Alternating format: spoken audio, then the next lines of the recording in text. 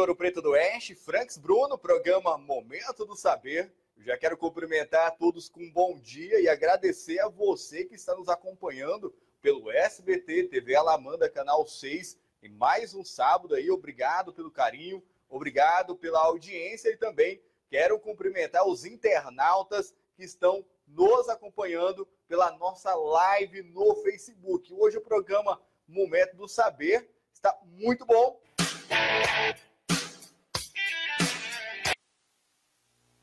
Volta, e do meu lado aqui, chegou de Ji-Paraná, meu amigo, professor, estudei vários semestres, com ele também juiz da vara, juiz de direito em Ji-Paraná, da vara de trânsito, e está participando conosco hoje. Nós soltamos aí um vídeo convidando, nós alcançamos aí bastante pessoas pelos stories, se não me engano, nós alcançamos aí cerca de, com todas as pessoas que foram alcançadas, umas 500 pessoas, que eu coloquei no story do Facebook, coloquei no do WhatsApp, e aquele vídeo que o senhor fez também, nós alcançamos bastante. E de visualizações, nós chegamos aí a mais ou menos a 500 pessoas divulgando que o senhor está aqui conosco. Luiz Oscar, um prazer ter o senhor aqui no Momento de Saber, em Ouro Preto do Oeste.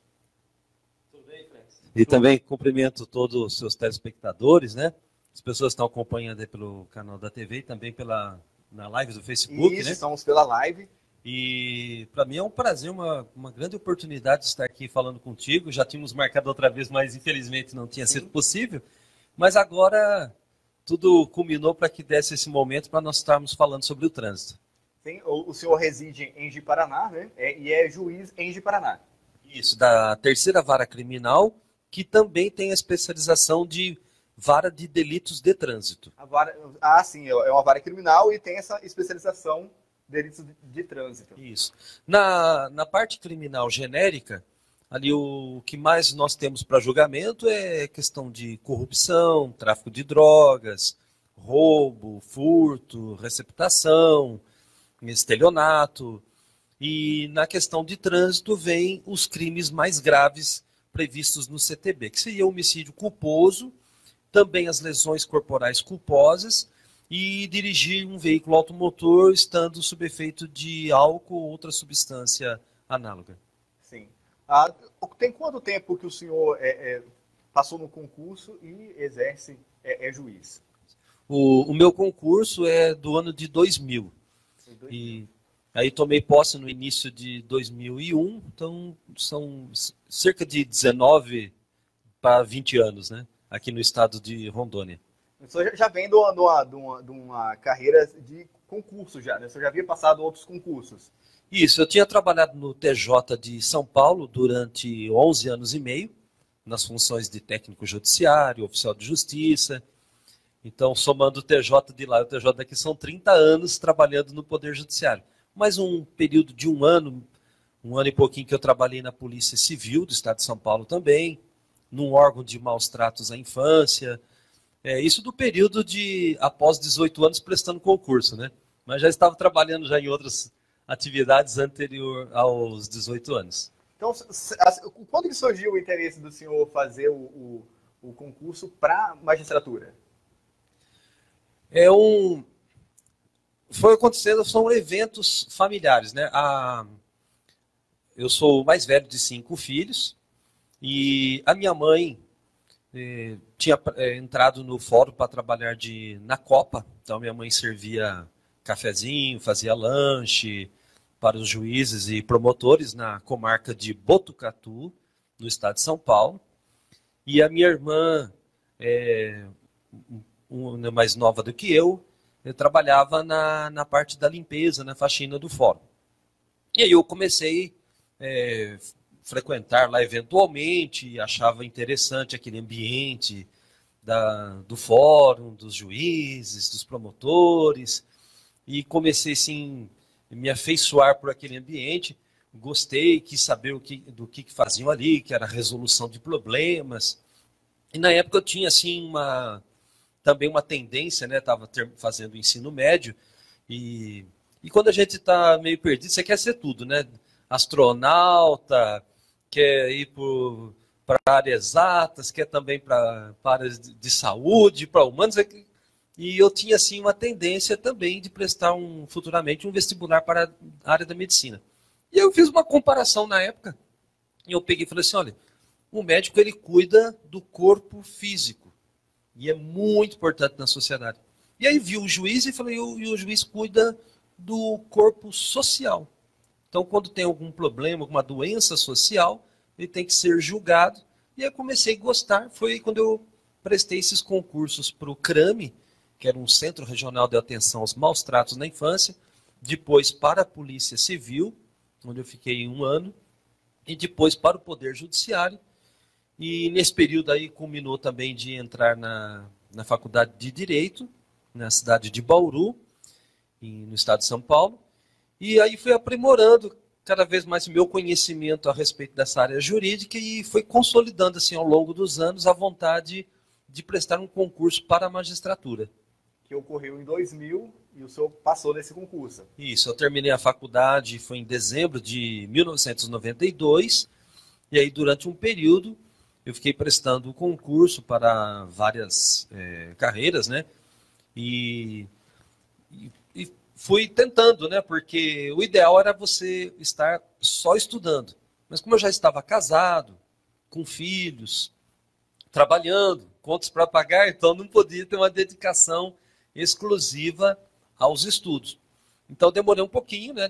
Foi de 92 aí que eu terminei, até 93 para 2000, 7 anos e um pouco aí, até conseguir ingressar no concurso. Às vezes passava numa fase, passava na outra, reprovava na última, às vezes na intermediária, até que, enfim, deu tudo certo nessa questão da aprovação do concurso aqui em Rondônia. O senhor voltou para Ji-Paraná, até com quanto tempo? Eu estou há 14 anos, desde 14 para 15 anos. Eu titularizei em Ji-Paraná em 2004, em fevereiro de 2004. Então, 15 anos que eu estou residindo em Ji-Paraná, titular dessa vara de delitos de trânsito e criminal genérica. Doutor Oscar, recentemente o Poder Judiciário, que até então ele tinha assim, ele não era tão protagonista na grande mídia e também nas redes sociais. Recentemente, o Poder Judiciário teve antes não era tão protagonista, agora ficou em bastante evidência, através da Operação Lava Jato e também das decisões que o juiz teve. Os juízes decidiram, ajudando a solucionar grandes casos de corrupção no ambiente municipal, porque nós temos o ambiente municipal, estadual e também no âmbito federal. No âmbito municipal, qual que é a atuação do Poder Judiciário? Como que é essa atuação do Poder Judiciário?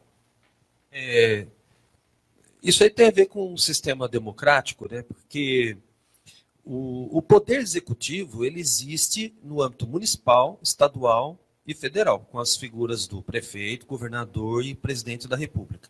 O Poder Legislativo também existe nessas 3 esferas, através do vereador, do deputado estadual e depois na esfera federal, deputado federal e senador. O Poder Judiciário, ele não existe um Poder Judiciário municipal, em que pese ele também decidir as questões do município. Nós temos um Poder Judiciário na esfera estadual e também na esfera federal. Tanto é que o juiz não é juiz do município, ele é o juiz da comarca, porque a comarca ela engloba mais de um município. Por exemplo, no caso de Ouro Preto do Oeste, é Ouro Preto, também a cidade do Vale do Paraíso, se eu não me engano, Teixeirópolis, acho que Mirante da Serra também. Então, o juiz ele tem uma abrangência maior na comarca, até porque é uma questão de uma autoridade estadual. E esses assuntos, voltando à sua pergunta, como é que o juiz atua na comarca, nessa cidade, no âmbito local? Os problemas eles são divididos com relação à competência, tudo aquilo que for interesse, bem ou serviço da União, segundo o artigo 109, inciso 4 da Constituição Federal, ele é da competência da Justiça Federal. Os demais problemas, até por uma questão residual, que é a maioria dos problemas, ele fica para o juiz estadual. Então, os problemas de divórcio, pensão, isso para pegar a parte da família, guarda, visita, tutela, curatela, as questões de dívida, de ação de execução, cobrança, os problemas também de inventário, né, da questão de sucessão, quem herdou o quê, deixa para quem, que tipo de imposto vai pagar. Tudo isso, acidentes de trânsito que geraram prejuízo, que alguém ingressa com uma ação contra o outro para cobrar isso. Todos esses problemas que eu mencionei de uma esfera cível, eles vão para o juiz estadual que vai atuar nessa comarca, que vai englobar vários municípios. E também no ambiente criminal, então os furtos que ocorrem, roubo, estelionato, tráfico de drogas, corrupção, enfim, aquilo que estiver sendo praticado como infração penal, mas não é interesse, bem ou serviço da União, o juiz estadual vai julgar as causas daquele município, que às vezes tem uma repercussão que fica no próprio município, naquela comarca, e às vezes ele ganha uma repercussão mais regional ou até nacional. Por exemplo, os casos que você mencionou. O Poder Judiciário ele tem um olhar voltado para o passado, porque ele vai ver aquilo que já aconteceu. Já no caso do Legislativo, ele vai ter um olhar para o futuro. Então, nós vamos mudar essa lei, ou vamos criar essa lei, porque é importante, por causa das situações A, B e C. E o Executivo sanciona ou veta essa lei. Isso acaba passando um protagonismo diferente para cada um desses componentes do poder. Por isso é que, para a grande massa, o Executivo e o Legislativo teriam esse protagonismo maior. O que, na verdade, eu entendo que seria um protagonismo diferente. Na sua... Isso. Tanto que a Constituição fala que os poderes são independentes e harmônicos entre si. Mas o que a gente não pode esquecer é que a Constituição fala que todo poder, todo ele emana do povo. E é através do povo que é exercido. Então, o poder executivo e o legislativo é o povo que acessa esse poder através de eleições, que podem ser majoritárias ou proporcionais, né, que ocorrem a cada 2 anos. O municipal nós teremos o ano que vem, em 2020, com prefeitos e vereadores, e tivemos o ano passado para deputados estaduais, federais, senadores, governador e presidente da República. Então nós vamos alternando, mas é o povo acessando. E no judiciário, é o povo que pode se preparar, preencher aqueles requisitos e acessar o poder judiciário através de concursos e títulos. Então, no legislativo e no judiciário, ele acessa através da eleição, uma idade mínima, e preenche os requisitos, e no judiciário o povo acessa tendo uma formação jurídica e preenchendo os requisitos previstos na Constituição. Sim. José Oscar, tem também uma característica do Poder Judiciário, que é um dos, como o senhor disse, dos 3 poderes. Nós temos aí o Executivo, o Legislativo e o Judiciário, que é a inércia para defender um desdobramento que seria a imparcialidade, né? E muitas vezes a população fala assim, não, o juiz tal tem que pegar o político tal, tipo, coloca... Mas o Poder Judiciário, ele fica inerte e ele é provocado, né? Isso. Até para falar nessa questão dos poderes, tem alguns estudiosos, por exemplo, num livro do Montesquieu, Espírito das Leis, quando ele vai falando do poder, qual é a visão ali ontológica que se passa? Que o poder ele é um só. Então, se você começar a dividir o poder, fracionar o poder, então ele fere até a ideia da questão do poder. Então, alguns dizem o seguinte, que a gente não deveria falar assim, poder executivo, poder legislativo, poder judiciário. O poder é o poder do Estado, que se divide em funções. Executivo, função legislativa, uma função judiciária. E E nessa questão, só para complementar o último ponto que você falou Da imparcialidade. da imparcialidade. E nessa função judiciária, o juiz, ele faz parte, vamos chamar assim, para poder facilitar essa questão do poder, o protagonismo dele, que eu falei, é diferente, porque ele não pode tomar iniciativa. Então eu vejo também muitas pessoas falarem assim, puxa, mas o juiz tal, o X, o Y, só se preocupou com a figura do réu A, B e o C e o D, não.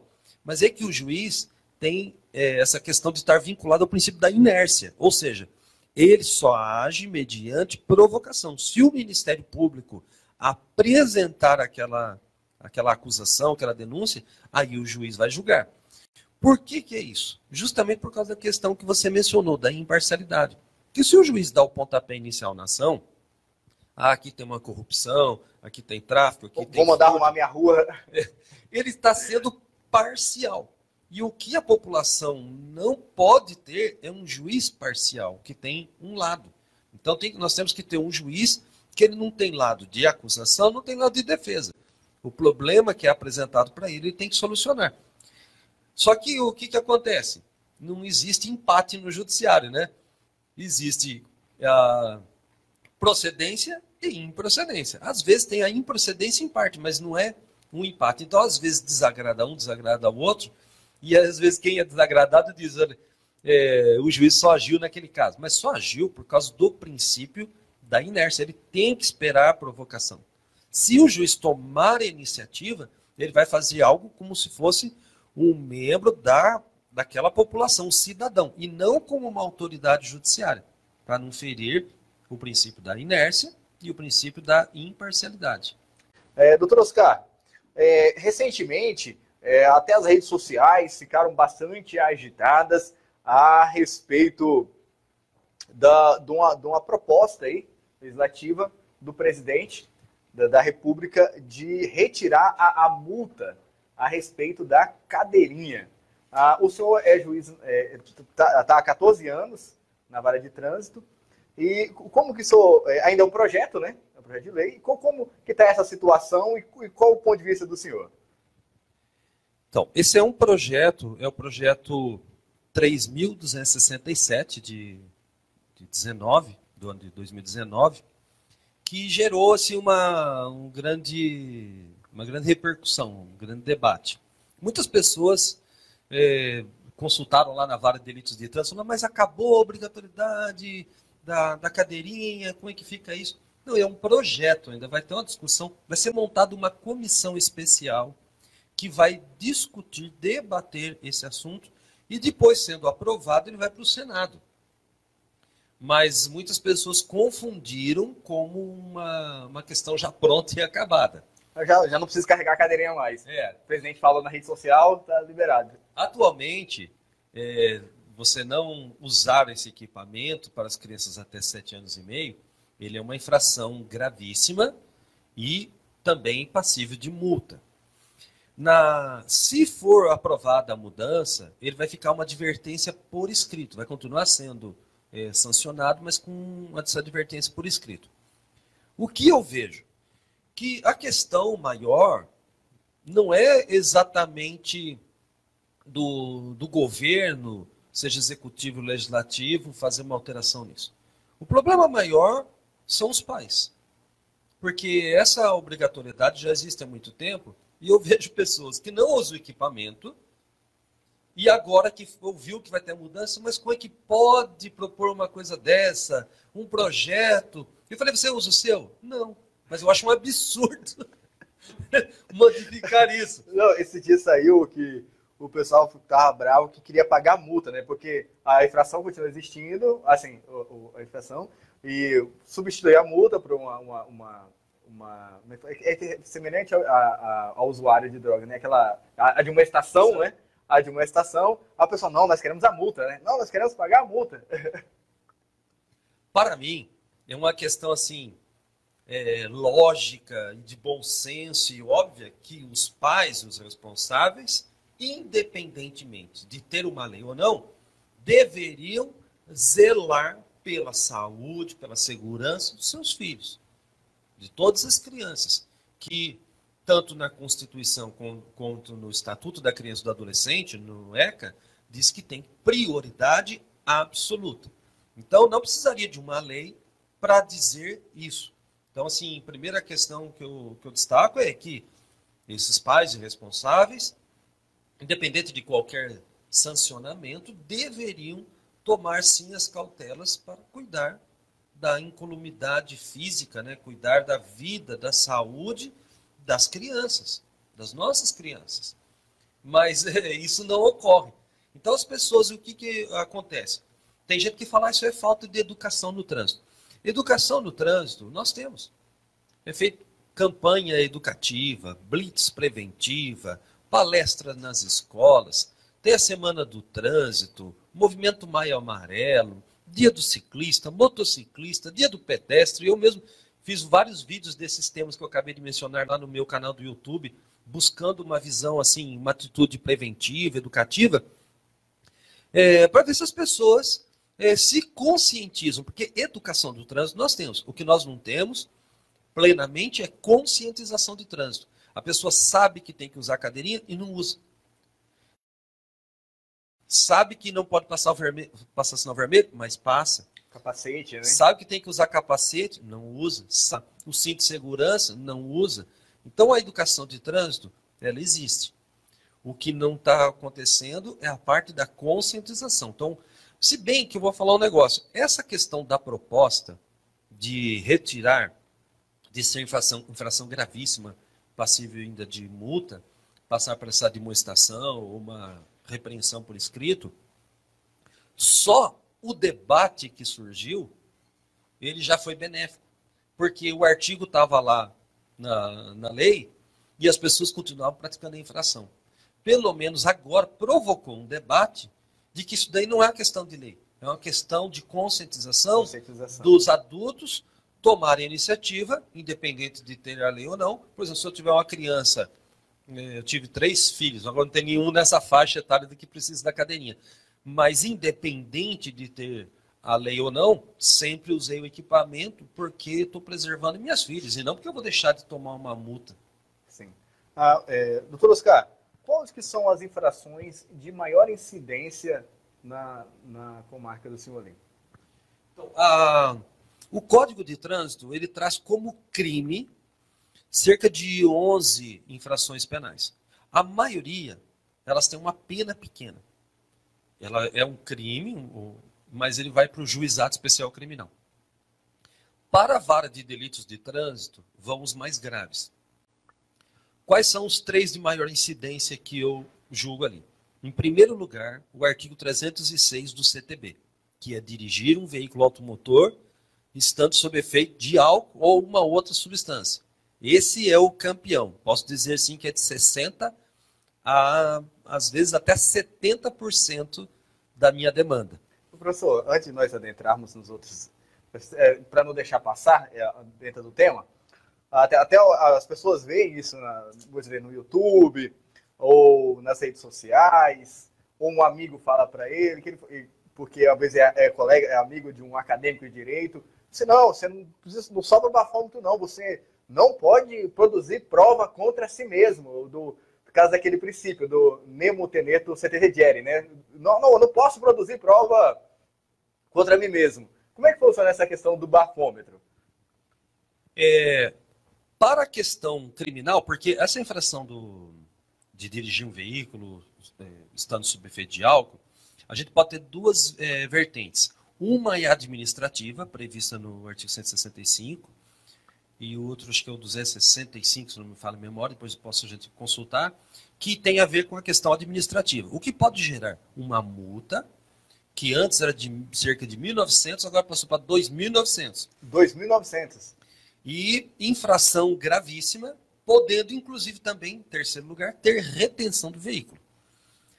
Isso ocorre se a pessoa tiver ingerido a bebida alcoólica, mas estiver abaixo de 0,6 miligramas de álcool por litro de ar de sangue, ou 0,3 no bafômetro por litro de ar expelido. Se der mais de 0,6, é um crime.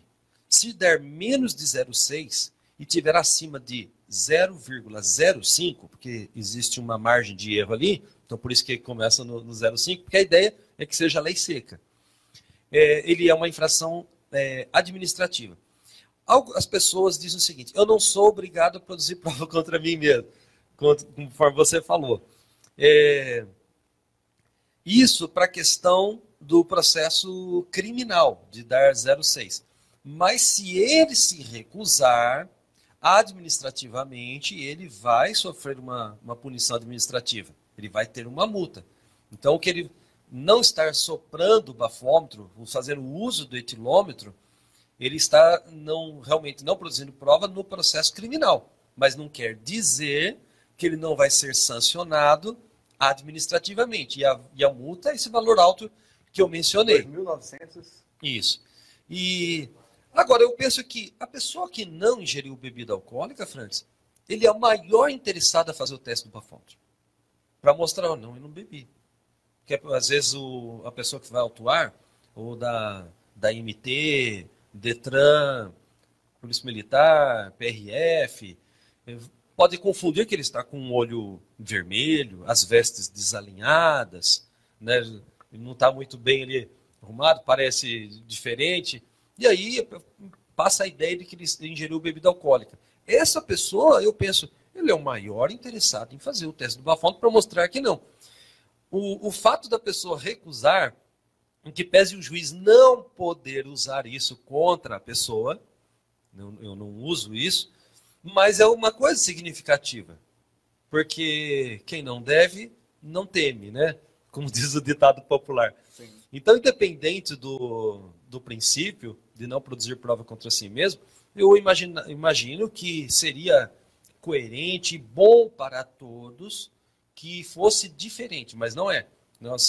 Que as pessoas fossem obrigadas, sim, a fazer.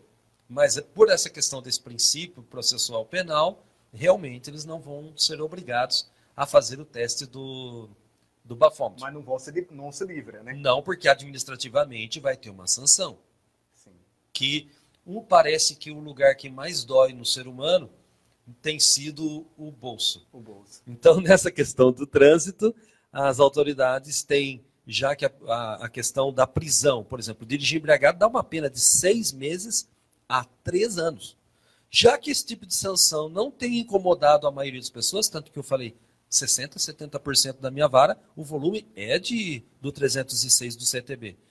Já que a retenção do veículo também não tem incomodado, já que a suspensão da CNH ou a proibição de obter uma CNH não tem incomodado os infratores, então essa questão da multa, da questão pecuniária, ela tem sido utilizada, porque o Estado tem que utilizar de todos os mecanismos para que a pessoa mude sua conduta.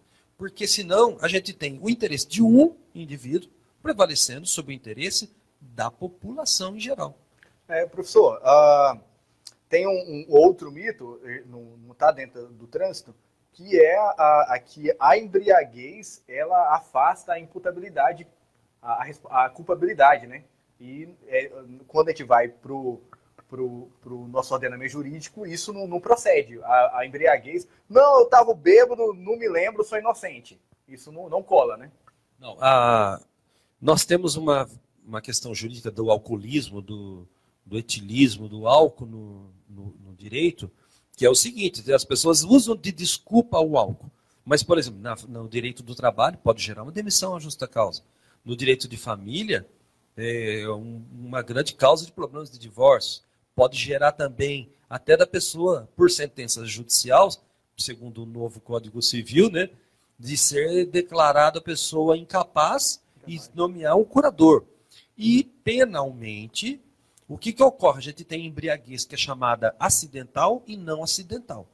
Então, na acidental, que é aquela que é caso fortuito e força maior, ele pode acontecer o que você falou, mas é assim, o caso fortuito, a pessoa ingere alguma substância, algum produto, que ele comete um erro, ele não tem conhecimento que aquilo vai gerar embriaguez para ele. E na força maior, ele até sabe que vai gerar embriaguez, mas ele não tem outra saída, ele está sendo obrigado, coagido, a ingerir bebida alcoólica. Qual a consequência, Francis? Nesses dois casos, caso fortuito da força maior, a pessoa, se a incapacidade dela for total, ela exclui a responsabilidade. Se for em parte, o juiz reduz a pena. Agora, os outros casos, que é o que você mencionou, que nós temos a embriaguez voluntária, nós temos a pré-ordenada, que é aquela que a pessoa toma uma para criar coragem de cometer um crime, e temos a culposa. Nesses casos aí, ele vai responder normalmente. A embriaguez ela não pode ser usada como desculpa. Inclusive, na pré-ordenada, pior ainda, porque o juiz aplica uma agravante do artigo 61, inciso 2, letra L, e aumenta a pena da pessoa. Aumenta a pena ainda. E aumenta a pessoa. Porque senão seria um cheque em branco para a pessoa se livrar das responsabilidades, né? Porque, inclusive, é uma alegação que eu vejo sempre nos processos. Eu cometi tal crime, mas eu não me lembro porque eu estava embriagado. Mas isso não cola porque a legislação traz uma disposição dessa forma que eu falei para que a pessoa não utilize isso como desculpa. Doutor Oscar, só para a gente finalizar a respeito do alcoolismo, a pessoa que comete aí uma lesão corporal grave ou até mesmo um homicídio homicídio culposo, né, alcoolizado no trânsito, qual que seriam as sanções? Essa questão, eu até falei a sanção do administrativo, né, de dirigir sob efeito de álcool.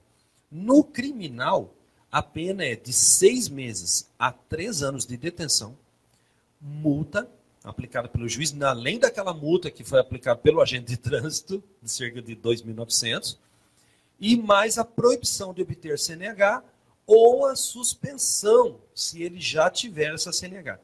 No caso de morte, a pena hoje foi alterado esse artigo, ele varia de entre 5 a 8 anos de reclusão. Então aumentou sensivelmente se a pessoa estiver dirigindo embriagado. Por que isso, Francis?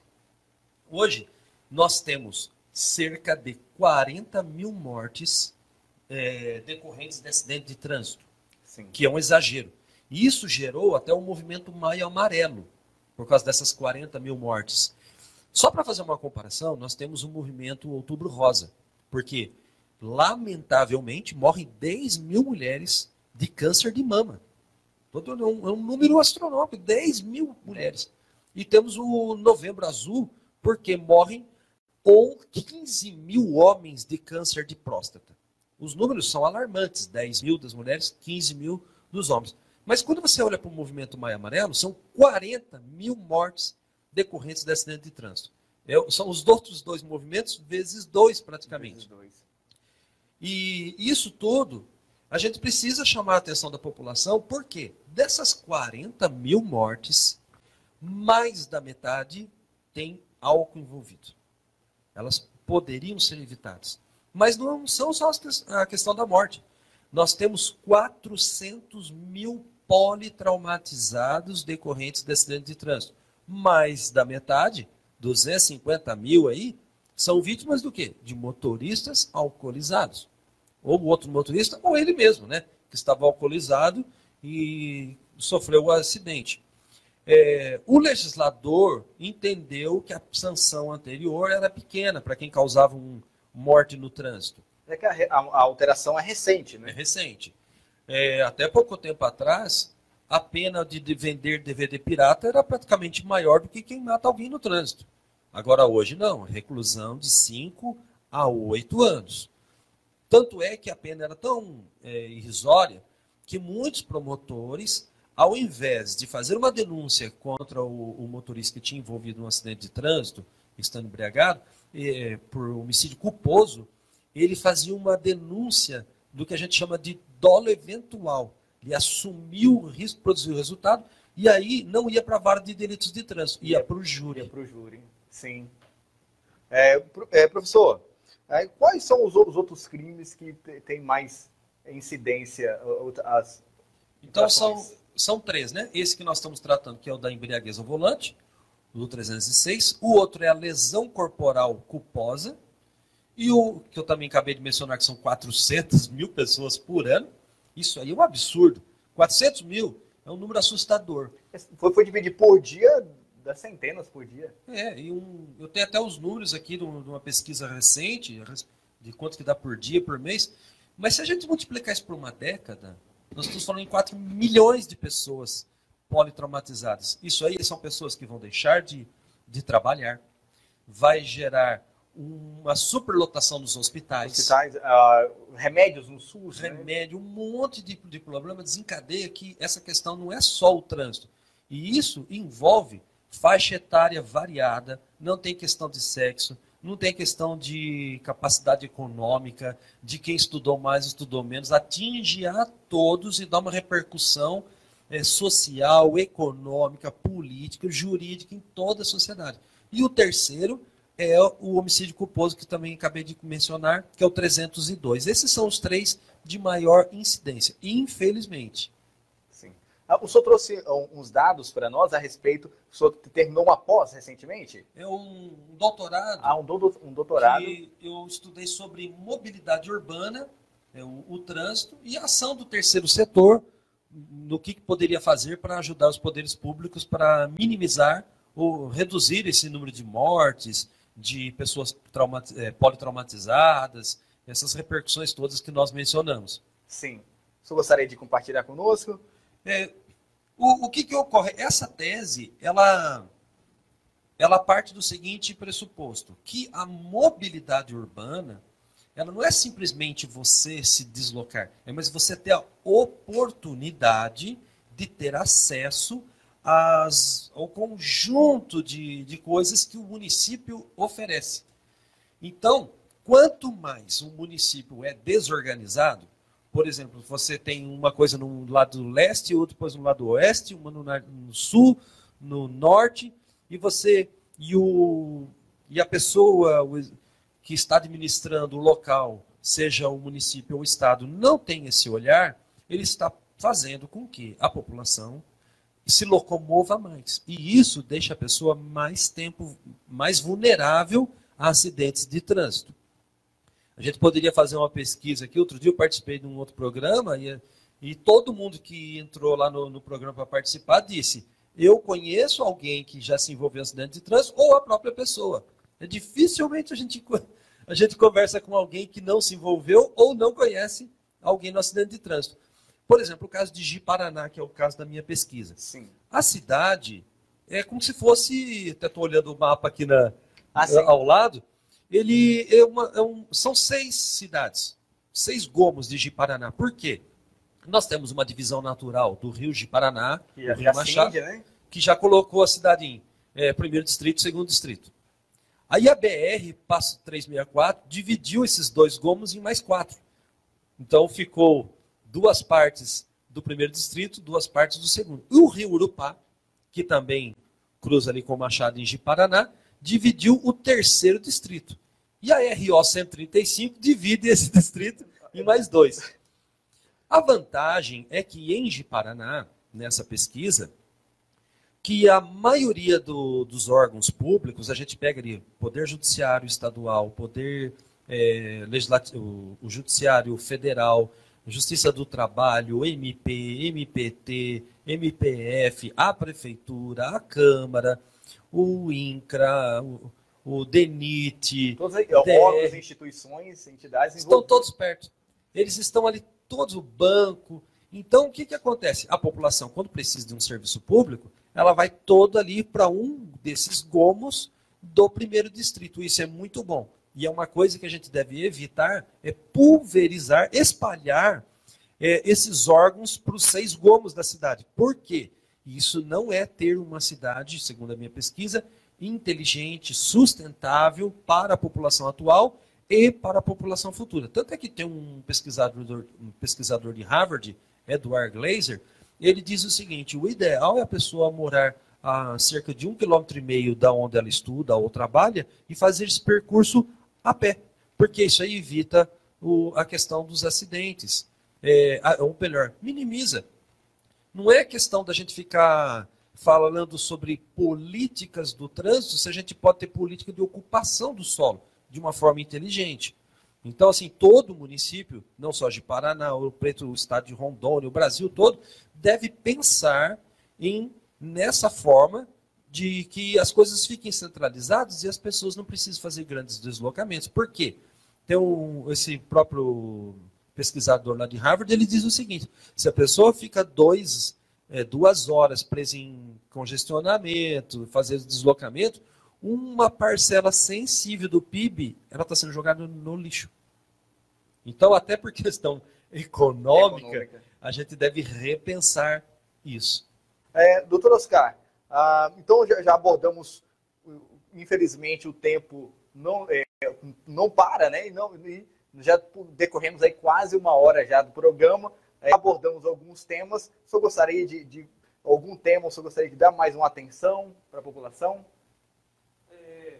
Não são muitas informações, né? Assim, eu deixo disponível para aquelas pessoas que quiserem ter contato conosco, seja lá no canal do YouTube, onde eu posto bastante coisas do trânsito, visando assim, a melhoria da mobilidade urbana e do trânsito em geral, para socializar essas pesquisas, inclusive que foram até publicadas, e algumas estão sendo publicadas em uns artigos, referente, Frank, a 4.000 pessoas que nós entrevistamos lá em Ji-Paraná.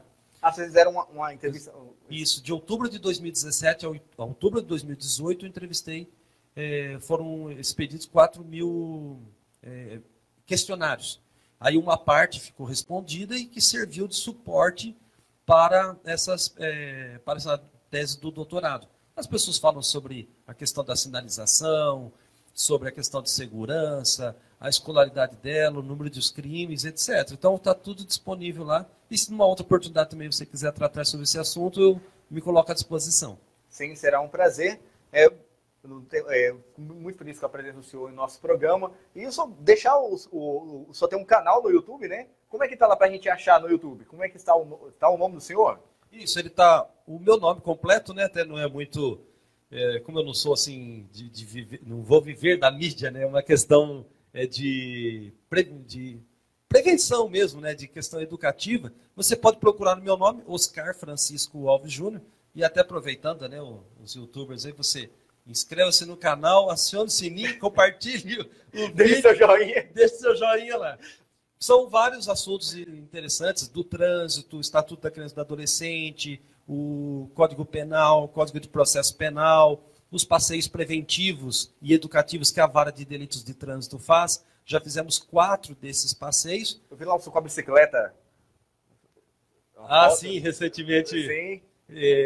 Nós temos algumas pessoas aqui de Ouro Preto que nos prestigiaram, estiveram lá em Ji-Paraná participando.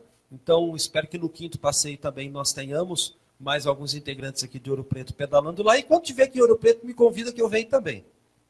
Tá, professor, um prazer receber o senhor aqui no nosso programa.